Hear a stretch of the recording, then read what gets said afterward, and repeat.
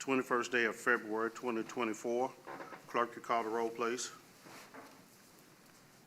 Commissioner Shue, Yes.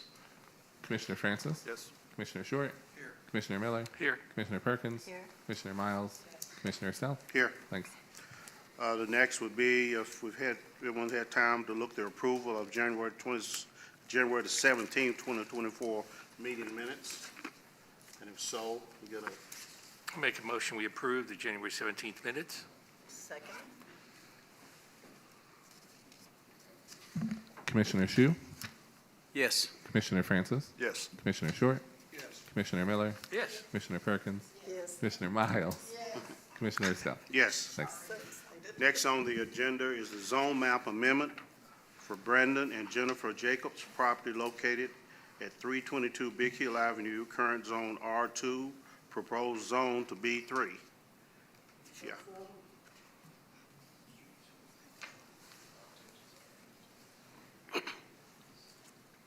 Hello, how's everyone this afternoon? Good. Good. I believe everybody's familiar with the application. It's a zoning map amendment for a lot on Big Hill Avenue. The basis of that amendment is that the lot essentially, for some reason, was divided in half when it was originally zoned. The front part was B3, the back part was R3. We think that it was probably incorrectly zoned when it was done. We have submitted a site development plan. It's going to be self-storage units, mini storage units, and it's pretty straightforward beyond that. I'm sure you guys have reviewed it. If you have questions, I'm happy to answer it. Brandon and Jenny Jacobs are here. They can provide some detail too if you need it. And Tyler's been nice enough to pull that up. You can see the back half of that abuts to the railroad and to the concrete plant on the top side of it.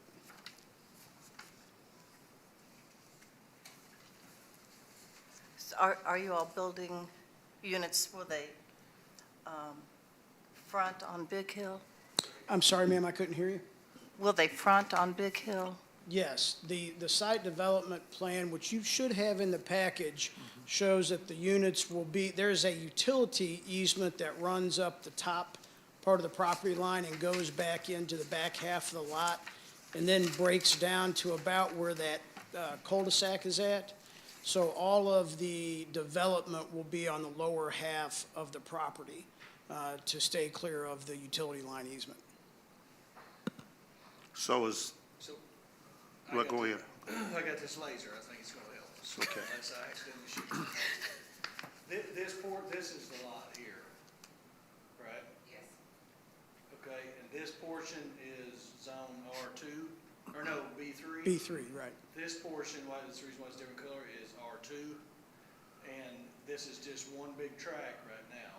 And normally, we try to stay away from having one lot with two zones in it. And so really what this does is cleans this lot up for us, to be quite honest with you, because they want to rezone the entire lot, which will make this B3. So then, and what you have, all the other, if that's red, if you want to call it that, all that is B3. And then this is, there's some flood area here, but this is industrial. So this is heavy industrial, it's a concrete plant. So really, you know, the way it's zoned now, you build duplexes up against a concrete plant, for example, and a railroad track. So it cleans a lot up. We think it makes sense. Don't have any. So, only part we're talking about right there, right? This part, yeah. What about this up here in front? This will remain B3. It's already B3. But I mean, is it to be developed too, or whatever? Most likely, I'm not sure exactly where they're gonna go, but, it may all be developed, but I guess really the way to look at it is if it's, you know, this is already B3, and so if this is cleaned up and this is made B3, if they develop the whole thing, that's acceptable, or. And they What may about not. that, what about that in that curve right there? This in the curve, well, and that's kind of what I'm getting at. It's already B3, so let's say we don't change this could still be developed. Okay, You know, you'd still have access, we couldn't take that away from them. They've got road frontage, so they're still gonna have access and they can still develop this even if this stays the same. So really as is, which is not really ideal in what we want, you know, you could do a B3 here, so you could put a storage unit place a retail store, something like that in the front, and then have connection and put a bunch of duplexes back there. So we think that's why we like, if you make it all B3, because it joins industrial, and then they have the access anyway. Okay, well, we only here to make the zone change on it tonight, That's right. right? Okay. That's right. Are those homes back in there? Yeah. No, These are homes here. How far away is some of the closest ones? I don't know the answer. You talking about here? Yeah. I don't know the answer. it's right behind the school And right That there. appears to be R2. That is R2. That's multifamily. There's a school back here. Is it? That's R2. This house is right in behind it. Is it? Yeah. And when it is developed, as you all are aware, when you transition, for example, B to the same zone, so you have a B3 and a B3, there's no real buffer required there outside of our primary landscaping requirements. But if you transition, if this becomes B3 and you transition to here, there's gonna be a required landscape buffer there. Yeah, and Phil, can I walk up and show you something? Phil, can I borrow that instrument? So this right here, as I point out, this is all the utility line easement that goes about like this to here. So there's really, right about to here is where the development is. There's nothing back here because you can't infringe upon that utility easement. So it's not like there's gonna be a bunch of development right up on this R2 property. And I think if you look at the development plan that we've given you, the proposed development plan, you'll see that. You get into that subdivision there off like Goggins Lane, or not, Boggs Lane. Is it the old Maggard Hotel or something, the front? Twins Yeah, Hotel. that's the old Maggard Hotel. Goes back to the railroad that, I mean, you know, it's, I'm gonna ask you a question. On that, one part right there, it used to be a lake right there. You're talking on the back part of it? On the front front. part right there. It Used to be a little pond, yeah. Yeah, it used to be right next where that sign company's at right there, the ice plant, and then right in front, it used to be a lake or something, or a Yeah, pond or that down, something. that's Yeah. not part of the track, right? Is that part of it? Yeah, that's where I was saying there's Okay. kind of some flood. Oh, that's Right. where, that's between it, yeah, Yeah, that's that's not this between. property. Yeah, that's the old ice plant, someone said that, correct. Also, in looking at the city's comprehensive plan, that is Very proposed to consistent. be for commercial in the Correct. future anyway, correct? Absolutely, yeah, It is. yeah. But either or, I mean, we think it was zoned incorrectly simply because it cut a track in half that didn't make a lot of sense at the time. I'm not sure why it was done, but certainly the proposed development would be very consistent with the comprehensive plan. Yeah, there you go. So there's it the is right there. proposed development plan. You can see the curve, and you can see at the top where that dotted line is, that's the utility easement that I was talking about. That presents a little bit of a buffer to the actual R2 zone in the back below it. So those are all storage units? Mhm. Good Lord, how many? What was it, Frank? 260 in that neighborhood? Aren't we you don't think we have, I don't know. We have a lot of storage units in town. I'm sorry, ma'am? We just have a lot of storage units in town. I don't know Well, if it's necessary. yeah, they're all Are full. they? Yeah, if you go out and try to get a People storage don't know unit how to get today, rid of you're gonna run into a hard time. There's not a lot of vacancy. Oh, okay. Yeah. Okay. Again, we just on the zone change, right? Yes, sir. Any more questions? Public hearings. Hmm. Public hearings. Yeah. Is anyone, this is a public hearing, is anyone here that opposes it? Anyone here for it outside of them?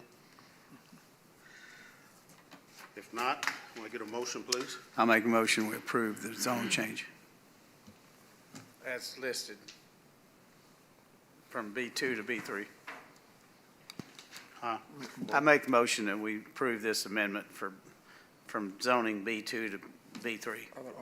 R3, I'm sorry. I need my glasses, okay. R2 to B3. As presented, yep. We'll second it. Okay. Commissioner Shu, Yes. Commissioner Francis, Yes. Commissioner Short, Yes. Commissioner Miller, Yes. Commissioner Perkins, Yes. Commissioner Miles, Yes. Commissioner Estelle. Yes. Passes. Thank you. Thank you. Have a good evening. You too. Thank you. Next on the agenda is the sign ordinance revision pertaining to billboards. Ms. Steves? Thank you, Mr. Chairman. My name is Mike Eves. The city's current sign ordinance does not expressly permit digital billboards. And that's all we're here talking about, is a digital billboard. And for reference, when I say a digital billboard, the characteristics of those are that they're typically LED signs. They come equipped with baffles, unlike the old style, and I'm going to show you a video of it here. I think, if you got it already playing, Tyler, go ahead. These things have baffles around the lights so that they're able to aim the lighting. So they can literally aim the light where they want it, and as you move away from the intended line of sight, and if you'll keep your eye on the billboard as this drone is flying, it goes dark. And that's because of the baffles that are permitted, or I guess this type of technology allows, that's not available. Of course, if you got a floodlight sitting on the ground shining up, it just goes everywhere. They're able to aim this light. So, and that's the same characteristic is true of the one at Big Hill Avenue and the bypass. As you get to the side of it, the sign just appears to be black. It's just dark. So that's one of the features of it. When I say digital billboard, the other aspect of it is they're all remotely programmed. They could, typically a static, what they call a static billboard, which is most of the ones we have that you see anywhere, they require manpower to change the sign. Well, these signs are all, they could change the signage from Chicago. So it's a much less labor-intensive process. The state now, it didn't have, but now has regulations in place that allow these digital billboards, and as a consequence, they have to abandon a certain number of static, the old type billboards, in order to replace. In fact, they have to abandon 6 to replace with 1. But this is the future, and that's why they've, the static billboards are never going to go away unless this is how they go away, and they'll simply be phased out. So what's being proposed and what I have proposed is an amendment to your existing sign ordinance that permits these digital billboards. And it permits them only in a B3 or a B4 or an I1 or an I2. So only in highway commercial zones or industrial zones. They have to, in this case, have to have a city permit, have to have a state permit. The state permit requires that they abandon 6 somewhere. What I've proposed for the city is for every digital billboard that's proposed, they have to, one of those 6 has to be in Richmond. They have to abandon 1 here. So the net impact on billboards in Richmond is 0. It's not an increase of any in the city. Does it have to be further back than a static billboard? Does it to the road? Well, they have to comply with the other requirements of your sign ordinance. So yes.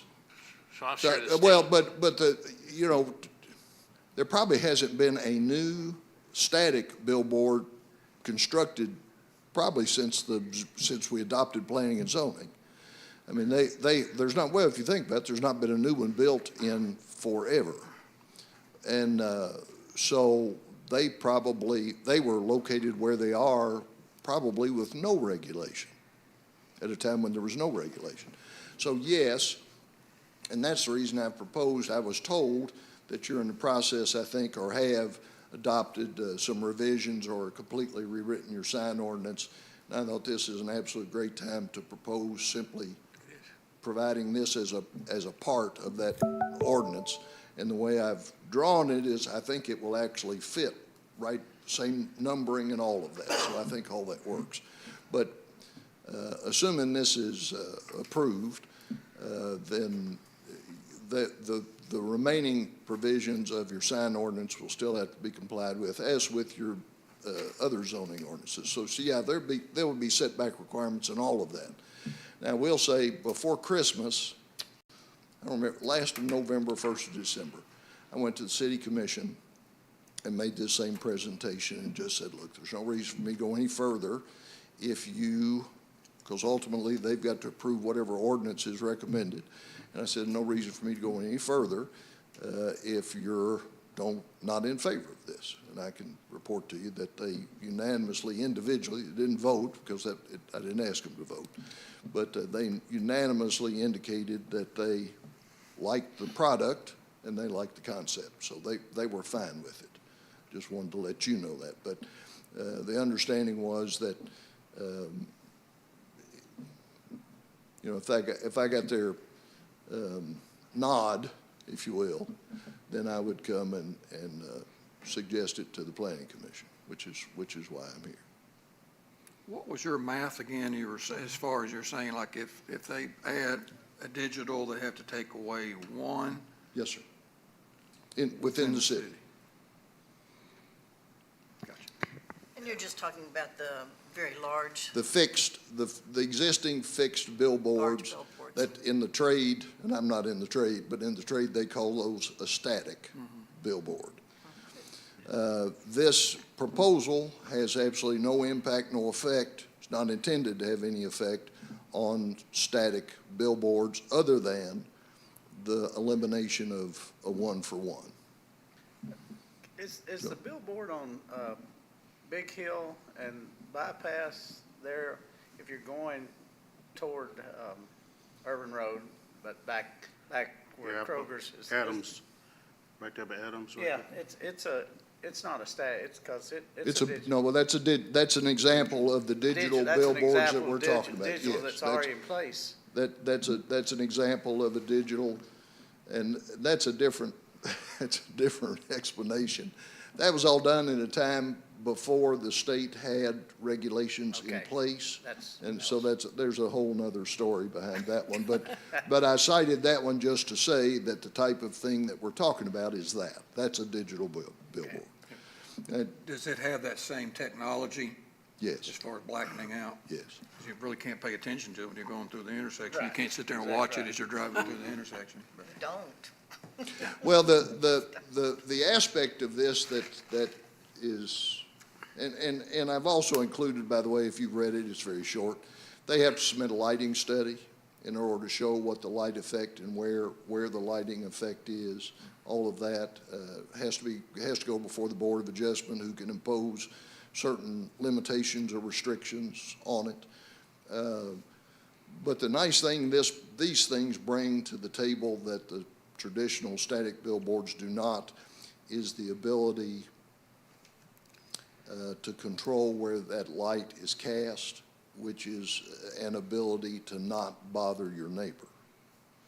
So that's the neat aspect of these that doesn't exist in most, you take any other conventional sign, the light just is everywhere. There's really probably no practical way to control it. Any more questions? Philip, Tyler? No, I really don't have anything to add other than this. I think the important part to mention is we did approve the new sign ordinance. That's not been adopted yet by the city commission. As Mr. Eads mentioned, he's trying to requested to make this revision prior to the city commission voting on the new sign ordinance. I do think it's important to point out that this does not allow any static billboard. It doesn't allow you to take down a static and put a new one somewhere else. You can take down the static face and replace that or repair it in the current location, but the only thing it allows is you company essentially would have to have, if the number is 6, that the state requires, and that's throughout the state, is my understanding. So the company who owns the billboard or wants to put the new one up would have to own one in Richmond, or have one in Richmond, plus 5 others in the state. So it's really fairly specific. So it doesn't really allow for example, if I owned a billboard in the city, but that's the only billboard I own, the state is not gonna issue me a permit for a new billboard because I'm not gonna be able to take down the other ones, is my understanding. That's my understanding as well. Yeah, yeah.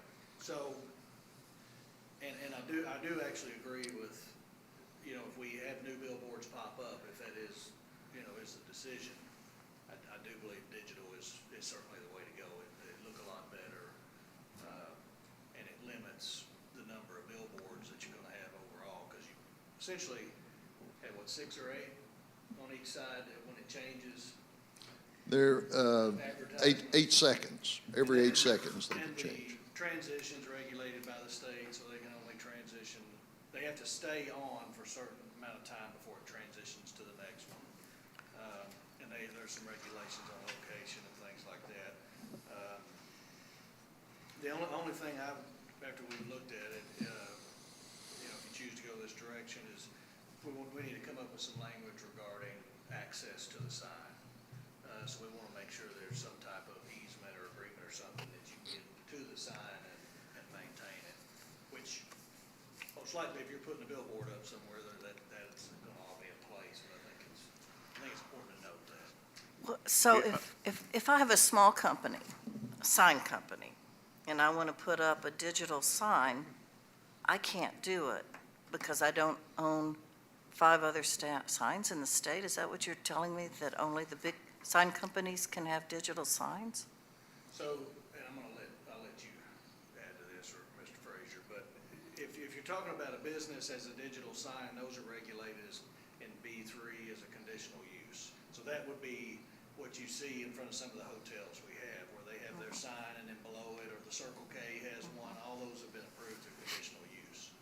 That's a different type of sign. That's advertising their business and what they're selling, as in for the site that sign is on. Okay. Now, a billboard is a little bit different, and the legalese is in play there, so. I'll let one of you gentlemen explain. You've asked, that's a good question. The distinguishing factor is between a digital sign that's on the premises, it advertises, okay? The hotel that has a digital sign out front that just advertises the hotel. Those are generally permitted. What we're talking about is what they call off-premises signs. The one in Adams, it advertises businesses. It's not on any, that sign is not located on a business. So all the businesses it advertises are off premises. That sign is not on its premises. That's all we're talking about, just those. Because generally, the digital sign on a business it advertises is generally permitted. To answer your specific question, as I understand it, the state, to get a state permit, you have to abandon 6 existing static signs to get a permit for 1 digital sign. That's off premise? Yes. Okay. That's all we're talking about, just Okay, off it's premises. Okay. So if I had 1 static sign, to Philip's example, if I had 1 static sign and I decided, well, I want to abandon that and get a digital sign, as I understand it, the state would not give me a permit to do so, so I could not get a city permit to do so. Right, so I have to be a big player to have a digital sign. As I understand it, you got to have at least 6. Wow. Are There's they good like and the bad in signs that. on the interstate you see? I'm sorry? The signs on the interstate you see going, is that what they talking about, replacing some of them? Some of those. Okay. Lamar is, there may be other national companies, but by far, if you look at most billboards, and you look right at the bottom, there's a plaque about that big that says Lamar. They, as far as I know, they own them all. So that's the big player. Okay. I think this is, regardless of how it's going, is really needed because I was on the board when we done that one up here on Main Street, and you talking about putting the cart before the horse. And they had to go back, and those people in the houses were blinded. Dragon was blinded. And they didn't do what they said he was gonna do with it.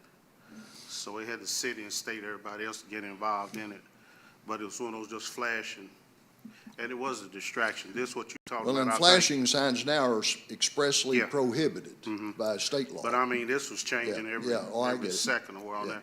And I think these right here will make it good because it would fade out, and people just won't be gawking at, we're going down the road. But we do need this, some type of sign ordinance done on here, whichever way it goes. And these are, and that's what I told the city commission, these are the future. That this Yeah. is what, these old static signs have been there probably for 75 years. And this is the future. This is what they're all will eventually go to. Okay. Of course, the good thing about it is, if they talk about mostly static signs are the ones, or the static billboards. So many of those, of course, they're done kind of with a material across them. It's almost like wallpaper. A lot of times you see the ones where they basically, they don't have anything to go there, and it just kind of starts peeling back and looks bad. At least with the digital, you can just flip the switch and it all goes black. And the other thing they do, one of the things that, and I think it's also included as part of one of the practices at least, is that the digital companies like Lamar will dedicate a certain amount of time on these things for public announcements, for emergency announcements, for those kinds of things. And again, they can program that from anywhere and just in a minute. Have any more questions? Might get a motion? I'll make a motion, we approve the sign ordinance revision pertaining to billboards. I second.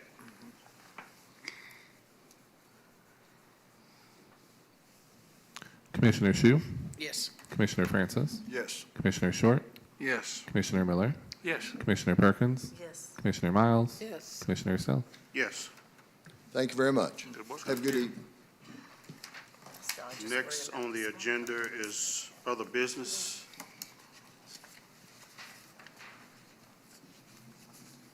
Okay, did you take all those off? Okay. Well, other business, I'll just discuss those real quick. We did have some, developments, on the agenda to discuss, revoking the letter of credit or surety or bond that has been in place for many, many years, decades, some of them 20 years. So these are for outstanding items for somebody who don't know for development. So they completed most of it, but maybe still needed sidewalk or street lights or something like that. Some old developments, 20 years, 15 years, and then requirements, literally 2 years. So at the request of the Planning Commission, we've been communicating with some of the more outstanding ones. We sent the initial letter and received some response, but that was about it. And so what we sent is a follow-up letter to some of the developers saying we were going to request to revoke the letter of credit. When they received that letter, then we received some communication. So everybody has contacted us that we sent that letter to, and we're working out the details now to try to get it finished. So that's where that's at. So that's kind of some other business for you. That's why that's on there. You have some more that you're still working on. I think 16 more, and then, Yeah, there's some more. We're starting with the oldest first. And we have actually made some progress. Some bonds and sureties are actually working with us, completing some items. And there are some developers trying to finish it out. And so I do think we're making some progress there. And some of it has set to their credit. There was 8 or 10 years of really nobody, building very many residential dwellings. So course, that's changed over the last few years. So some of these lots that have said, it maybe were purchased but not built on, are now being built on, so that's helping us as well. Other than that, the only thing, do you have any you've got some house build training, Tyler? Yeah, so I'm going to send you the official dates, but there's some dates in April and one in May for some locations about an hour and a half from here. And anybody can go to any of them. There's like Erlanger and Maysville and Jackson, some places like that. There is one in November, though, that is in Frankfurt. But I'll give you all the dates so you can pick. And then everybody has to go to training this year. Well, yes, since you're new. Yes, everybody has to go to training this year. You can go to the ones in April. You can go in May. But Where's then, the one in Erlanger? I think that's one of the ones in April. That's but the if one I would it's- like to go to. Sure. But if it's not, then the next one after that is in the November, which is in Frankfurt. Where is it at? In Frankfurt. It's probably at the convention center. They haven't quite announced the exact for that one, but it's in Frankfurt, yeah. But yeah. So how do you want to handle, I'll send the, hey, pick one of these, and then just let me know which one, and I'll sign everybody up for whichever one they pick. And then I will probably go to the one in November, probably, to Frankfurt. So if you do go to Frankfurt, I'll be driving, like last time. Cool. Yeah, Probably, I would say it's in You did a December, good job. That's in Was November. that when? November is Frankfurt. November. Yeah, I might go to that. yeah, November. me too. sure. Is that all? Director's report? that's all I have, what I just mentioned. I get realtors in Erlanger. Tyler, you got anything? Wondered why. Can I ask a question? Yeah, sure, go ahead. What? If property is, older property and it sits stagnant for a long time, kind of like the Glendon Hotel, but I understand that we're working on that. But there are other properties across the city that, I don't even know if they're for sale, but they're just empty. Do we do Yeah, anything we have about several that? on Big Hill. Philip? Yeah, we have a couple regulations there now, so I guess you have to look at it a couple different ways. So it is legal to have a property and that property to be vacant, not abandoned, but vacant. And we have an ordinance that requires property owners to register those properties. Now, that's a little easier said than done, and that's a mechanism to track vacant properties. Now, the other side to that is you're not allowed to have a property and essentially allow it to become dilapidated. And that's what we have in some of these situations. So some of it, if you have a building and it's boarded up to secure it and keep people out of it, there's a period of time there that it can remain in that state. Now, some of the other ones, for example, there's a building here on Main at City Hall that's been in disrepair for a long time.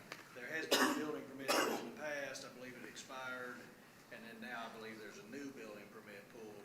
So, and the way the building permits work, you have 6 months of dormant time. So if you pull a building permit and then you work on it, you have up to 6 months of not working on it before that it expires essentially. And that's under the state law. So some of that we have permits on, some of it we don't, some other properties,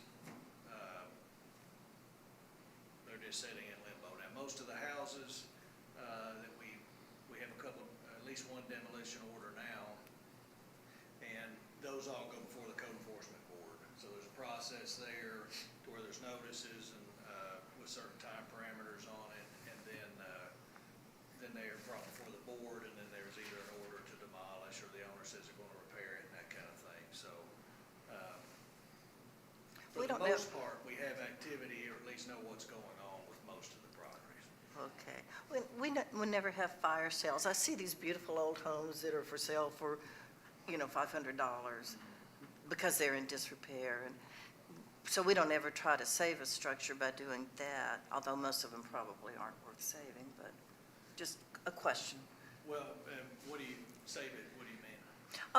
For somebody to purchase buy it, for a fire, just for like nothing, virtually nothing, because it has a lot of work. Well, a to it. homeowner or a property owner could certainly do that, or auction, and we have I actually, guess they could. we have a process now that didn't exist a few years ago, where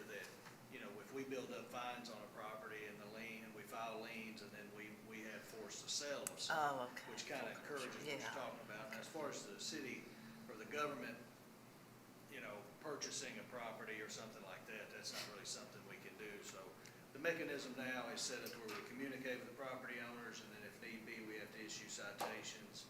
And then there's the process, legal notices that go out, and then they appear before the board and speak their intent for that property, and then there's essentially a ruling, a judgment by the board.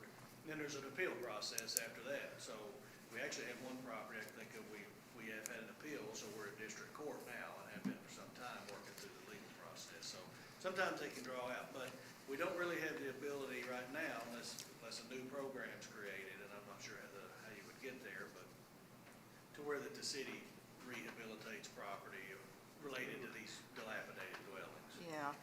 Now, the empty lots that occur because we've torn something down? Yes, those do get auctioned. We foreclose Okay. after we put a lien, and we do bid on them, our lien amount, so we're credited to what we owe, but all of those have gone above that bid amount, so they're sold off. Okay, good. The ones that we actually had in our supply that in the past we've actually donated to Habitat for Humanity.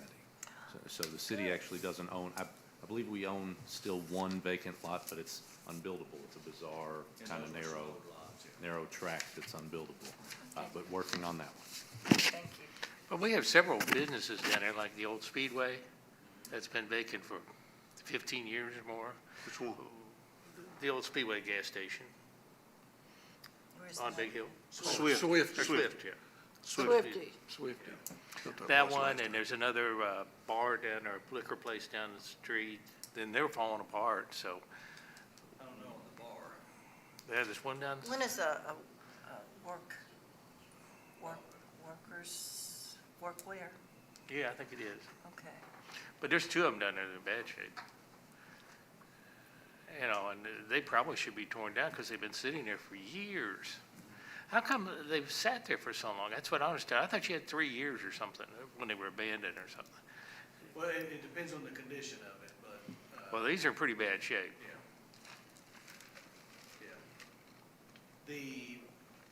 If you're talking about the old liquor store, like that's at the corner of Steep Street? Yes. Is that the one we're talking about? Yeah, that one, I think they do some storage in there now. I'm not disagreeing. It's pretty dilapidated. It looks bad, but there's a difference. I'm not defending it. I think it needs to be cleaned up, because we've actually talked about it recently, but I don't believe there's been any action taken. But you do have to keep in mind, there's a difference between, it needs a paint job, and in order to demolish it, essentially, for the most part, it needs to be dilapidated and unsafe, unfit for human occupancy, that kind of thing, so. But I do think their intent is to start the process on that liquor store. As far as communicating with the owner, but I can't imagine, it's in my, but I can't imagine they would not do whatever's necessary to get it to where it's at, or where it needs to be. And the gas station's been there forever too, Yeah, so. I agree with that. Anything else? Get a motion for adjournment? Make that motion. Second? All in favor? Aye. Okay.